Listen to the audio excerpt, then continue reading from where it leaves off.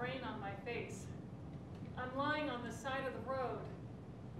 The ground beneath my arms is wet and cold. The air is misty. I taste blood on my lips. I start to stretch my 6-foot frame, and there is this searing pain in my back and my chest. I try to get up to see what's happening, but I can't move. I can't even feel my legs or my torso. I hear Spanish and I turn my head, but from the ground all I can see are legs and feet racing around a vehicle. A shaggy head appears above me. It's the other American who's hitchhiking alone across Europe like I am and also got a ride with the British kids in Valencia. What's happening? He leans down beside me, brings his face close to mine and says, "We were in a wreck, man. You were asleep when it happened, but help is on the way." I lie in a stark white room with just one window. The only decoration in this Spanish hospital room is Jesus hanging on the cross above me. His head hangs heavy with his crown of thorns. He and I are face to face for the first time. I lay very still and I can't move because if I do, it causes tremendous pain. I keep my hands up high on my chest where I can feel me. I can't stand to touch the rest of my body because it feels like I'm touching a stranger. I have a roommate. Her name is Consuela. She has the biggest eyes I've ever seen. But maybe it's because of her shaved head that makes her eyes seem so large. She has a fresh incision that arcs from behind her ear up to her temple, covered in thick black X's. She bends over me, hovering, murmuring like a mother would in words I can't understand.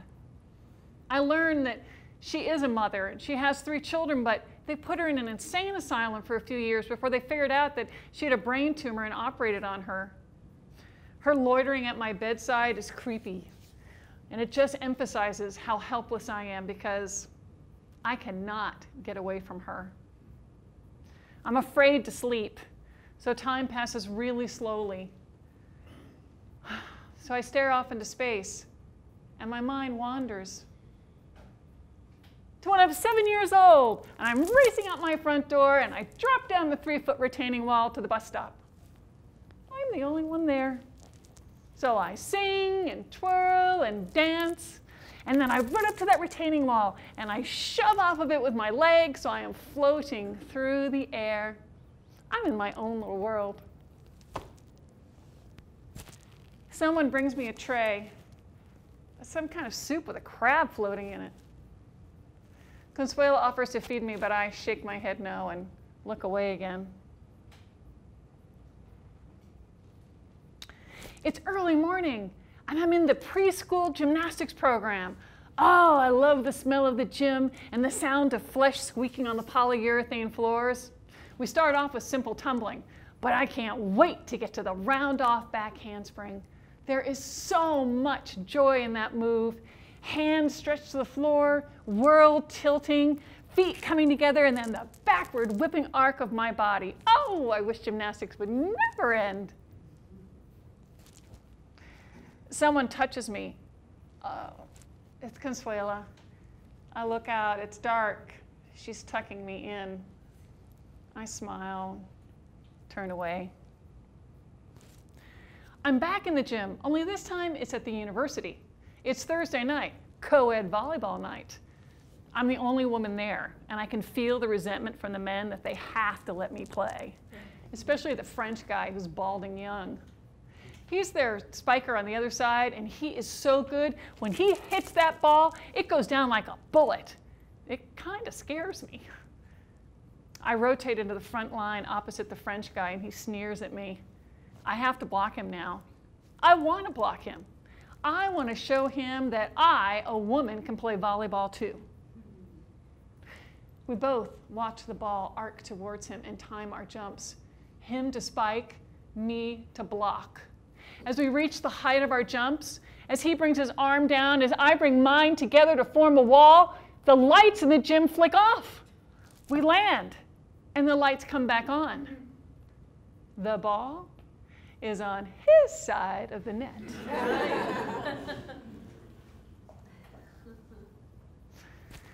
I open my eyes and I see Jesus staring above me again. And then there's movement. I turn, it's my sister! My sister is here! She runs across the room and embraces me, and I am so grateful not to be alone anymore.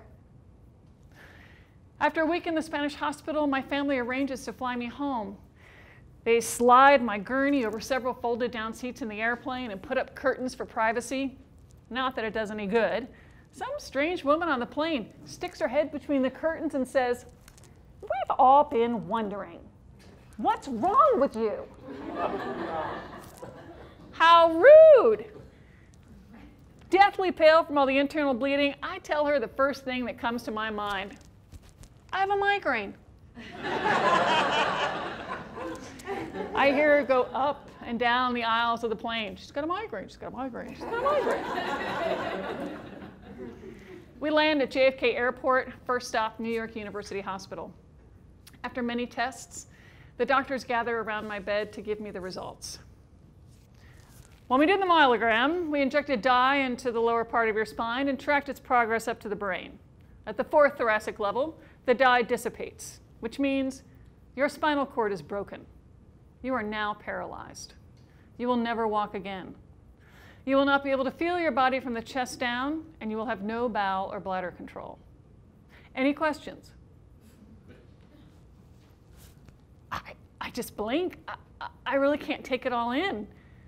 They're staring at me, so I say, no, I don't have any questions. The doctors leave, and my family files in and gathers around the bed, heads bent.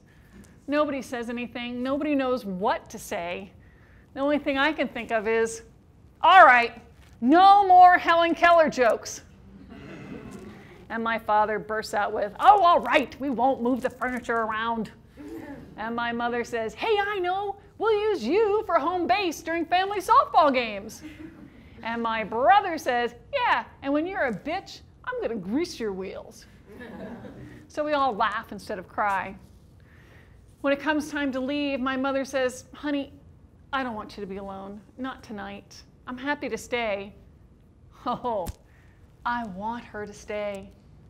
I want her to make it all right somehow. But I feel like I have to be strong, so I say, no, that's okay. I'll be fine. I am not fine. Alone in the night, I sob. This can't be. I can't live like this. My body's broken. It doesn't work anymore. It's half dead and half alive.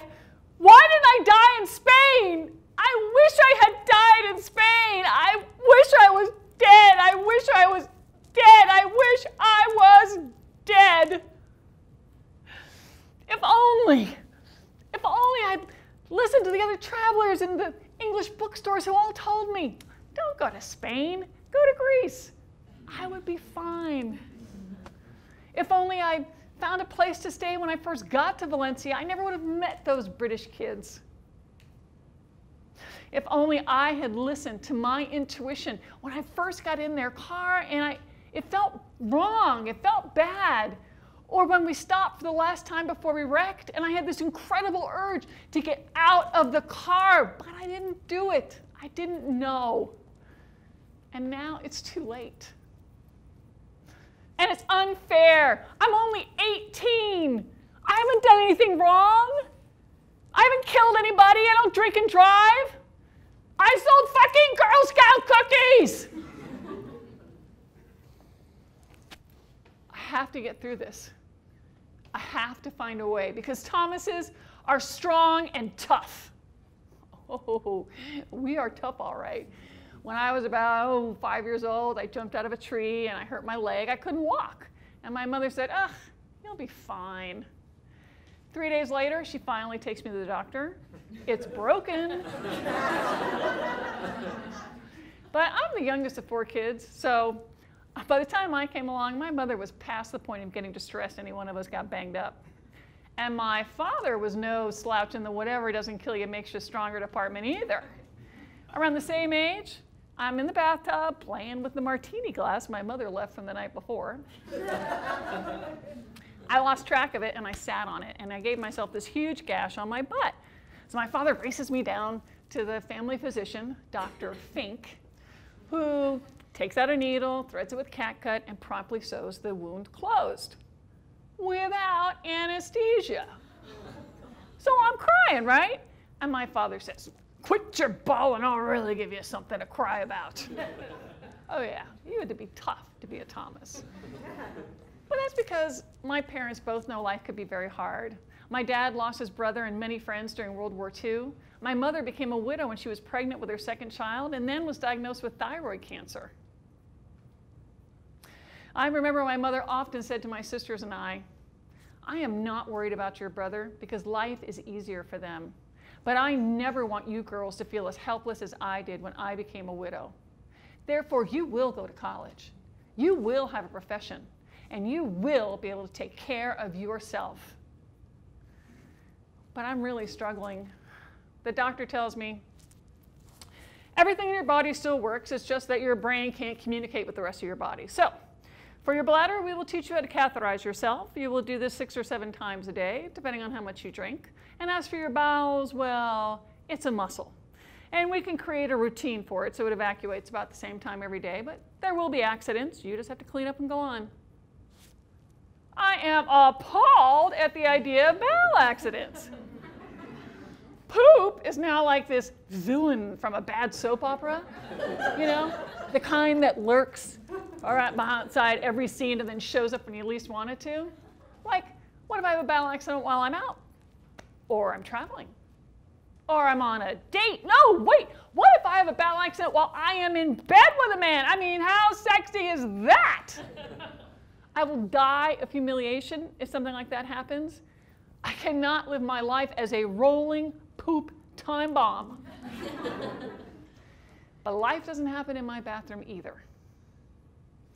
After 8 weeks, they transfer me to rehabilitation, and a large Jamaican nurse comes into my room. He slides his hand low on my back and then sits me up for the first time. I can't feel his hand, and I can't feel my trunk. I don't know what's holding me up.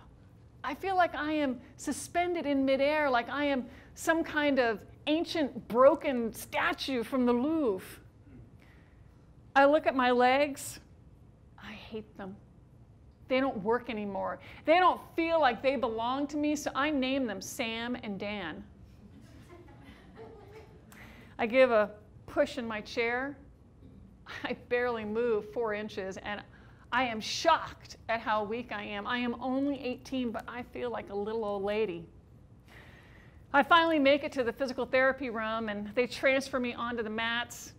I can't control my trunk muscle, so I struggle with my balance and feel like a Jenga tower just 1 bar away from toppling over. They put me into a pike position, and then this PTA gets behind my back and starts shoving my head and shoulders towards my feet to stretch out the back of my legs so eventually I can put on socks and pants. I can't help but hear my high school gym teacher, Miss Watson, in my head saying, "Go easy on the stretching, girls. You don't want to pull a muscle." I remember what it feels like to stretch, that pain at the point of resistance. And I know, given how hard this guy is pushing on my back, I am in terrible pain, but I can't feel it. Daily, I face the walls, pull ropes attached to weights, frontwards, backwards, left side, right side, oh, all in sets of 15. It is boring but necessary, so I do it. Stronger now, they start teaching me activities of daily living. Rehab is very much like going to a foreign country. You do all the same things, just differently.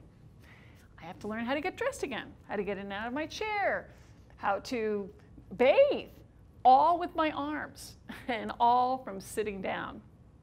As the day goes on, my arms tremble, my legs flop around. I'm sure I'm going to fall over and split my head open, but this is my ticket to freedom and independence, so I keep going. But I don't know what kind of life I have to look forward to. I mean, I want all the same things everybody else wants. I want a career, I want adventure, I want love, I want sex. It reminds me of what my mother used to tell me when I was a teenager. You look at me and see an old woman. You do not understand that I am still 19 inside. I get that now. That no matter what happens to our shell, aging or injury, we are all still the same inside. But will any man know that? Well, they have a program for that in rehab. It's called Fuckarama.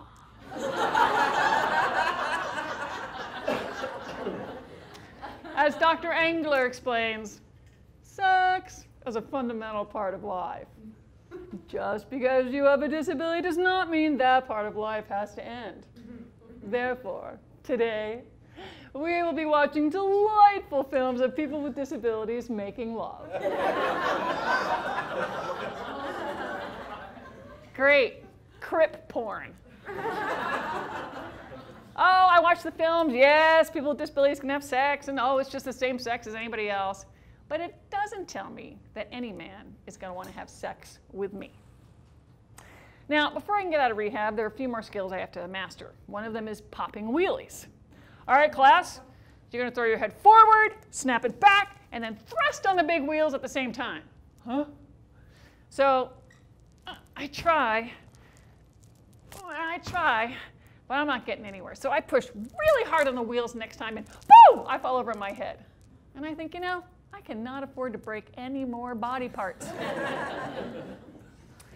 But I keep going. And finally, I can pop up onto two wheels, and you hardly see my head or arms move.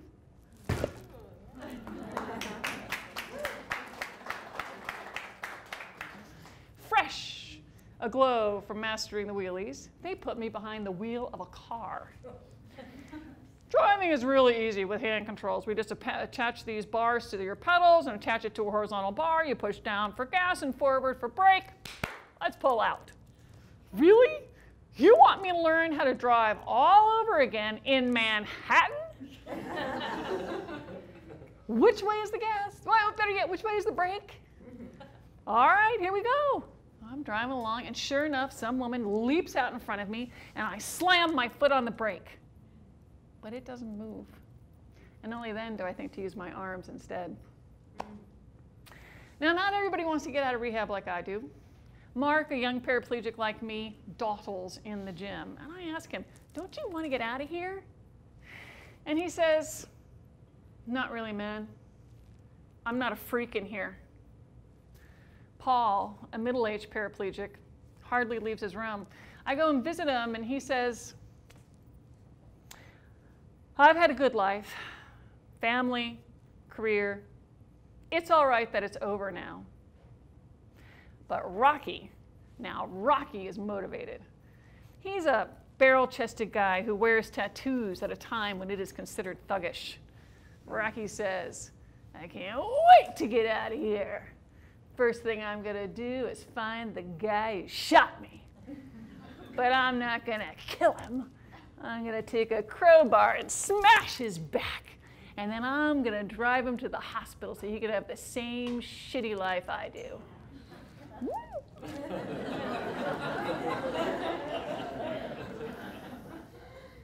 Life in rehab is hard, but life in the real world is even harder. I mean, this is 1976, the year of our bicentennial. Gerald Ford is president, and gas is 59 cents a gallon. There are no handicap ramps, no handicap curb cuts, no handicap bathrooms. People with disabilities are segregated. There are laws on the books that prevent disabled kids from attending public schools. And there are many states that sterilize people with disabilities against their will. Now, there are protests held, but nothing happens because the handicapped are the scary other.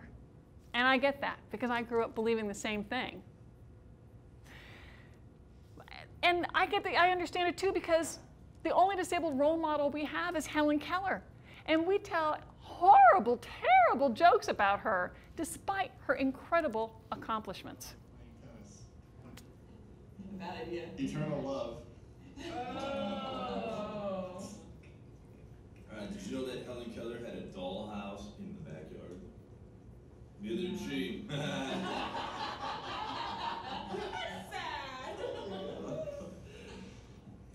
What did Helen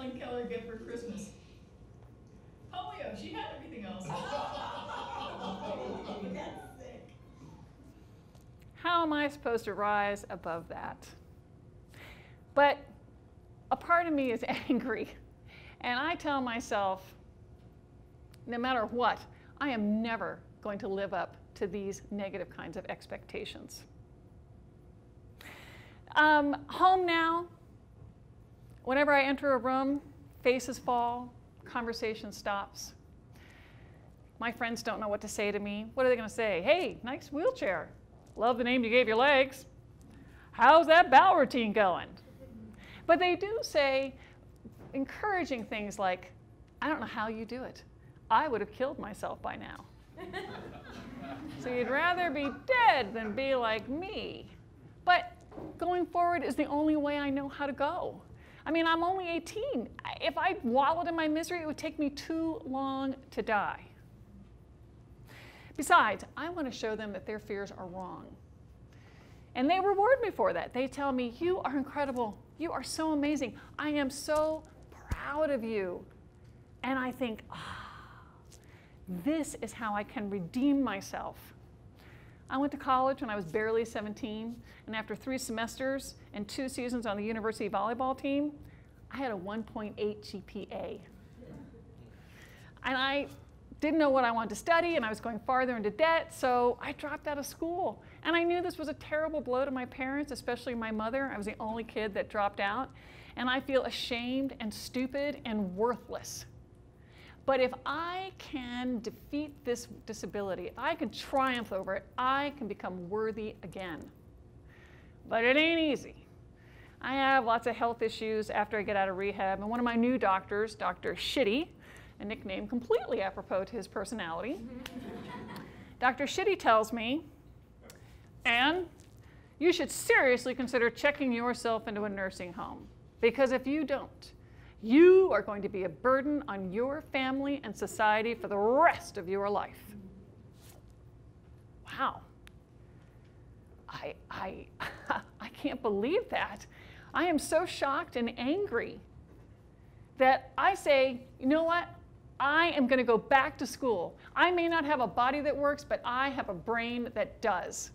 So I do. I go to the University of New Mexico, and I finish college, and I go to law school, and I graduate with a GPA twice what it was when I dropped out.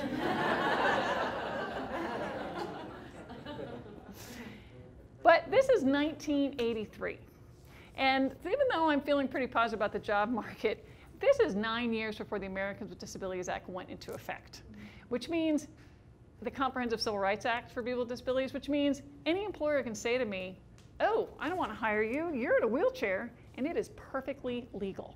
And the unemployment statistics show that. There is 80% unemployment of people with disabilities, but I remain undaunted. So I hand type my 50 cover letters. Mind you, this is not just pre-internet, this is pre-word processing. So I hand type my cover letters and I put in there, I have a disability, I use a wheelchair, but I am able to leap tall curbs in a single bound. I mail those puppies out, I hear nothing. It is just 2 months before graduation and I don't know what I'm going to do. And then Atlantic Richfield Company comes to the campus looking for landmen for their Denver office. People who negotiate oil and gas leases and research their title. I get the job. I hate the job. Oh my God, I am so bored. I only last about 18 months, but that's when I meet Jim. Now, Jim is a redhead with lots of freckles and a boyish, jokey manner. He's just graduated from college, and he's a little full of himself, despite his high-pitched laugh. And he tells me, yeah, I work at the Rocket Ranch at Martin Marietta. I do artificial intelligence. It's cutting-edge computer science.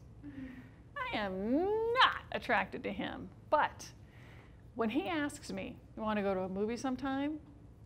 I say yes, because I am bored and lonely. But then he kisses me, and I think, ooh, those are good lips. And then he surprises me by making me these end tables because I can't find what I need in the store. Things are good enough that I take him to my family reunion back east. When we get there, my cousins all take me aside. Hey, what's the deal with you and this guy? Ah, nothing. We're just hanging out. When the reunion's over and we starting to pull away, Jim calls out to my family, "See you next year!"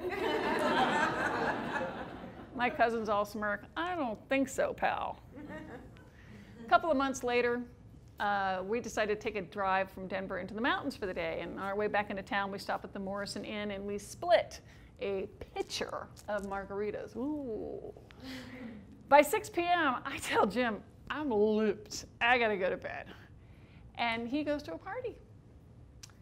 But at 2 a.m., he awakens me. Honey, wake up. I gotta ask you something. And it's really important.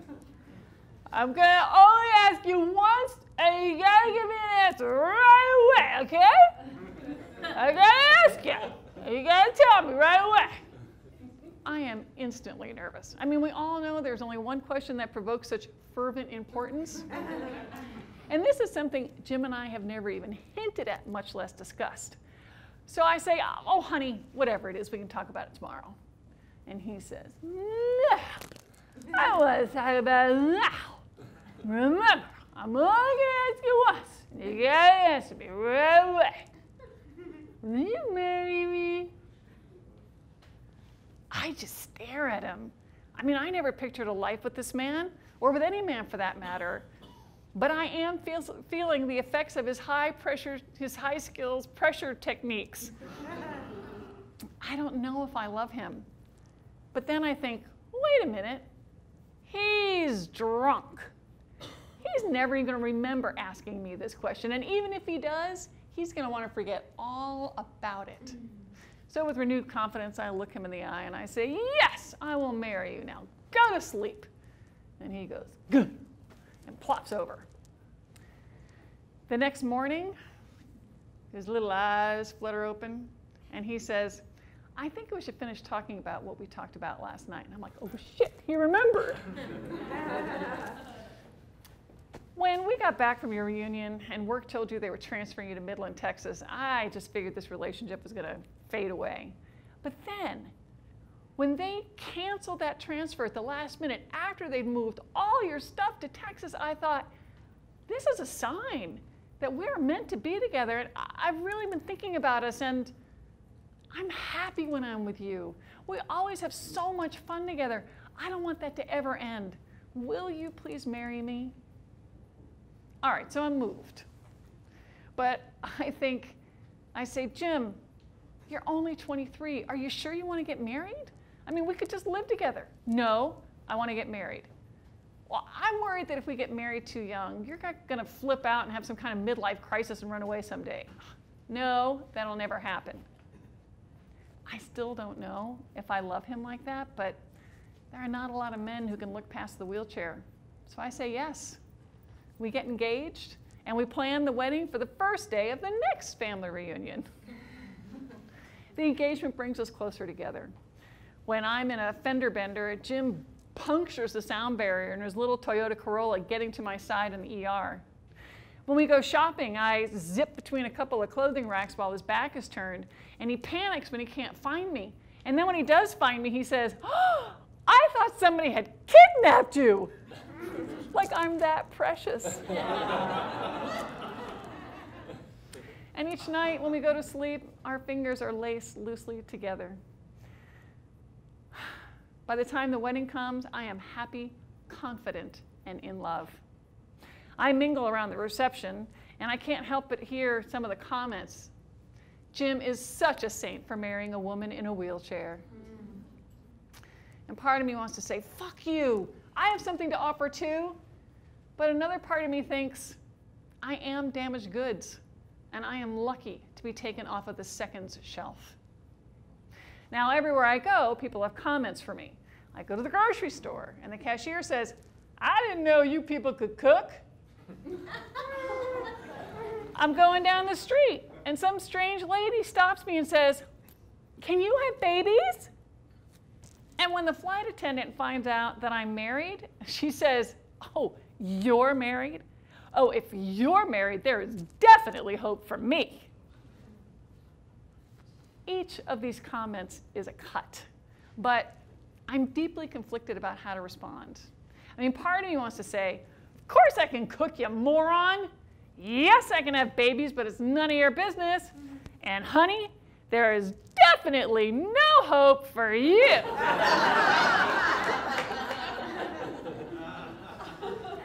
But I don't. I feel like I'm an ambassador from the disabled community, and I don't want to fulfill any stereotypes about the bitter cripple, although now you know why we're bitter. So I always respond politely, but these people remind me of Dr. Shitty's attitude and just increase my vigilance to never appear helpless or ask for help.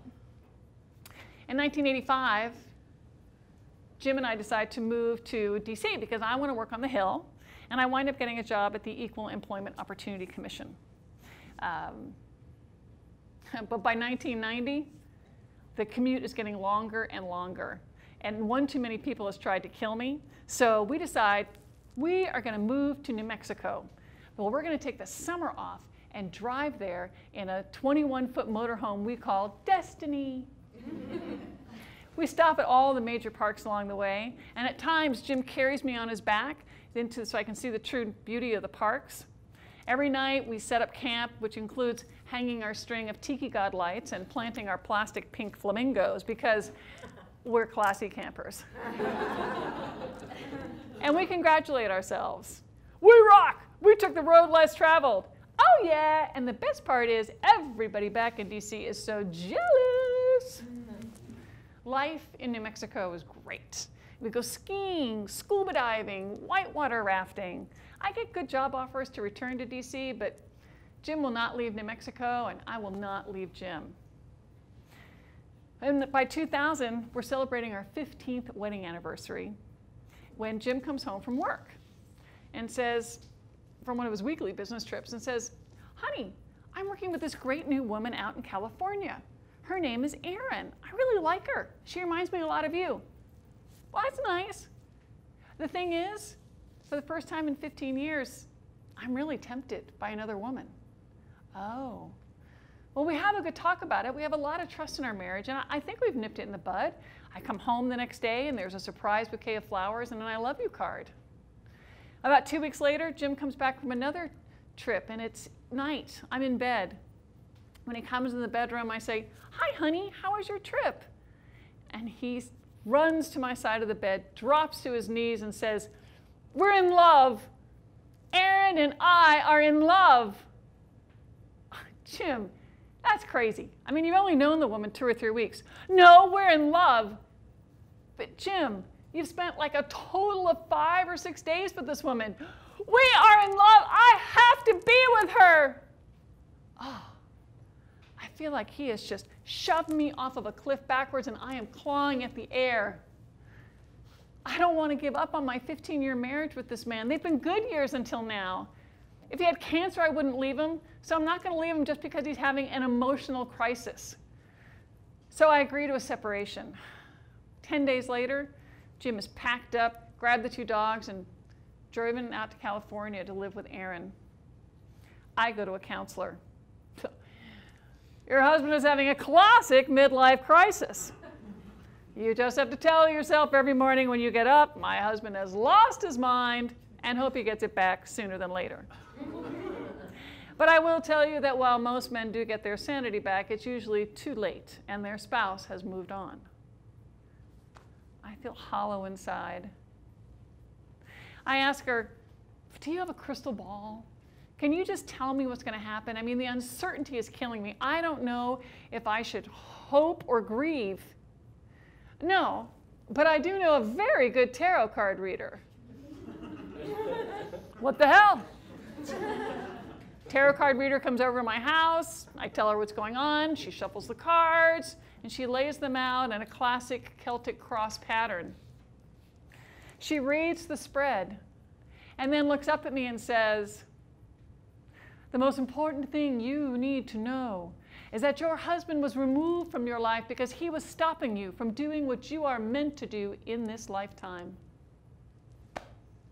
Her pronouncement startles me. I've been so focused on the loss, I haven't even thought about the fact that I'll have a whole new life now. And for the first time, I wonder, what is my life purpose? In that moment, I begin the shift from victim to opportunist. 3 months go by. Friends meet Jim and Aaron, and they all tell me the same thing. It's so weird, Anne. She's like a walking version of you, only no personality.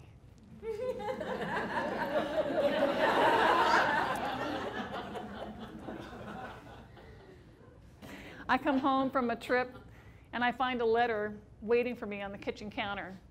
It's from Jim.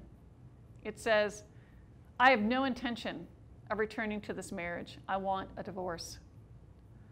Oh, I feel sick to my stomach, and my brain freezes. I sit in the living room, and I stare off into space. I know this was always a possibility, even the likely outcome, and yet, when it comes, I feel like someone has opened a surprise trapdoor beneath me, and I have dropped into a different world. I mean, suddenly the house feels so voluminous, too empty for just one person. I go to the grocery store, and every time I pass food I used to buy for Jim, I feel the pang of loss. I buy less food. I hardly cook. I struggle with saying I instead of we. My parents decide to come out and see me for Thanksgiving. Jim's going to be in town, and he finds out, and he says, "I want to see your parents while they're here." I'm like, "Jim, my parents don't want to see you. My relationship is with them. You can't get in the way of that." Okay. So I call my parents. "Mom, Dad, would you like to see Jim while you're here?" My father says, "No, I don't want to see him. I want to hurt him." And my mother says, "Of course I don't want to see him. But if I do, I'm going to say, 'Hello, Jim. Is that the cunt you left my daughter for?'" Woo! I have never heard my mother use the C word before.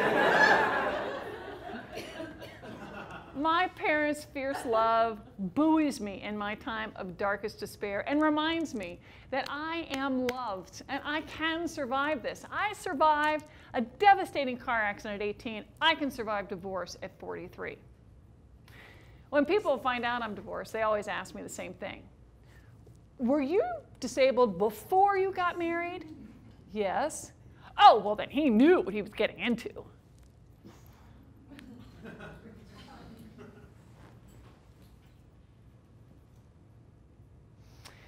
A few months go by, and I get this email out of the blue from the World Bank.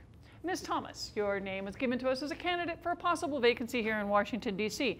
We urge you to submit your resume for consideration." Well, I apply for the job, just hoping for an interview so I can get a free trip back east to see my family. I get the interview, and they offer me the job on the spot. I don't want a new high-stress job. I'm still reeling from the divorce, but like after the accident, this is a chance to start over, so I take it. The best part about working at the bank is I get to travel, and they send me to cities, old exotic cities like the capital of Madagascar, where I meet Data, a middle-aged turbaned Sikh who buys and sells junk metal for a living. Data teaches me how to meditate, and he tells me the most profound thing. He says, "The heart is to the mind what the sun is to the moon. The sun is the source of all energy. The moon merely reflects its light." After a job in Dar es Salaam, I hop a plane for Zanzibar, an island off the coast of Tanzania. I hire a guide, Jamil, to show me around town. But of course, being Ms. Gotta Do It All myself, I nearly kill myself going down this cobblestone hill. Jamil rescues me, but he tells me, "I can tell you do not like people to go out of their way for you, but you need to understand that in Islam, to help someone is the same as giving a gift to God." Wow. That's a revelation. I never considered that helping me could give someone joy or add to their spiritual fulfillment. When I get another trip to Rwanda, all my friends at work tell me, "Oh, you've got to go see the mountain gorillas. You know, the ones Diane Fossey studied. There's only 790 worldwide." Wow, that would be so cool. Can I drive there? No, but I'm sure you can hire somebody to carry you. Whoa, whoa, whoa, whoa, whoa, whoa. Carry me? I will literally be a burden then. There's no way I'm going to ever prove Dr. Shitty right. But I really want to do this. And I think about how Jim carried me on his back into the parks and how great it was to be in nature. And I think about Data and how it's my mind that's telling me I can't do this, but it's my heart that seeks the adventure. And didn't Jamil tell me that we should all help each other? Just because I need help, that doesn't have to mean I'm helpless. And it doesn't have to interfere with my independence. And then I think about a quote I read recently. All limits are self-imposed. Dr. Shitty's words all these years only have the power that I have given them. And I am done with that. So I call around and I find a touring company that says they can take me to see the gorillas. It's early morning and there's a light rain falling when as a group of us trek through the jungle. I've never seen so many different shades of green. There's a man in front with a machete hacking his way through the foliage and vines, breaking trail for the rest of us. 10 men take turns carrying me through the jungle in this long wicker basket attached to even longer poles, like the ones they used to carry the kings and queens of old. And I definitely feel like a queen now. Chongo, our guide, holds up his hand for us to stop. The gorillas are very close. Remember, you must be silent. We do not want to frighten or disturb the gorillas. And then he scoops me up in his arms, and he carries me the last 30 feet, and he plops me into my wheelchair, and I look up, and there, scattered on the slope above me, is the family of gorillas. Everybody else in our group is scattered among them as well, and they're much closer to the gorillas than I am, and I'm a bit jealous. The gorillas have just finished eating, so they're kind of having a siesta, kind of lounging about. But these 2 female gorillas take notice of me and come towards me. They're only about 4 feet away. And then this male gorilla comes rushing up, and the females scatter, and the male gorilla stops right in front of me. He is beautiful. I briefly wonder if he's single.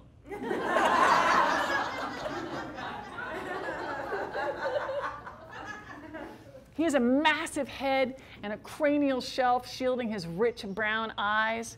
I know that if he were standing, he'd be over 6 feet tall and weighs somewhere around 300 or 400 pounds. He has the strength of 8 to 10 men, but I'm not frightened.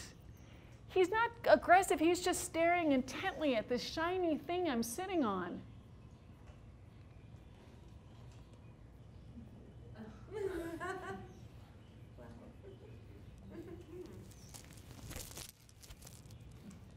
And then he takes a step forward, and then another step.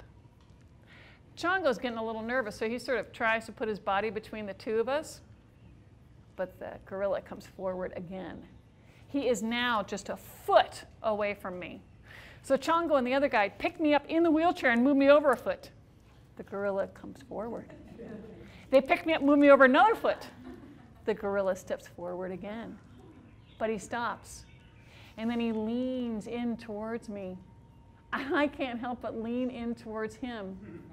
He is so close, I can smell his breath. And then our eyes lock, and I am lost in his vivid, intelligent, and curious stare. In this moment, there is only he and I. And then from atop the hill, the silverback issues a loud grunt, and the gorillas are on the move. Silverback in front, females with their babies on their back behind, a few juveniles swinging in the vines up above, and my gorilla in the rear. He looks back once before he disappears into the jungle. In that moment, I am awestruck that gorilla picked me out of the crowd, because in his eyes, my wheelchair makes me special, wondrous, unique. The way he looked at me made me see myself in the same way. Oh, I'm different, but I am special. Here I am, in a wheelchair, in an African jungle, on top of a mountain. I have just been face to face with a gorilla. I have gazed into his eyes and he has gazed into mine. I mean, how many people can say they've done that? I mean, I wouldn't have if Jim hadn't left. Isn't that rich? Oh, I am so happy that I laid that Dr. Shitty's curse down at last. If only I could send him a snapshot backward through time of me and my gorilla and a note that says, "Look at me now, asshole. My nursing home is the whole wide world."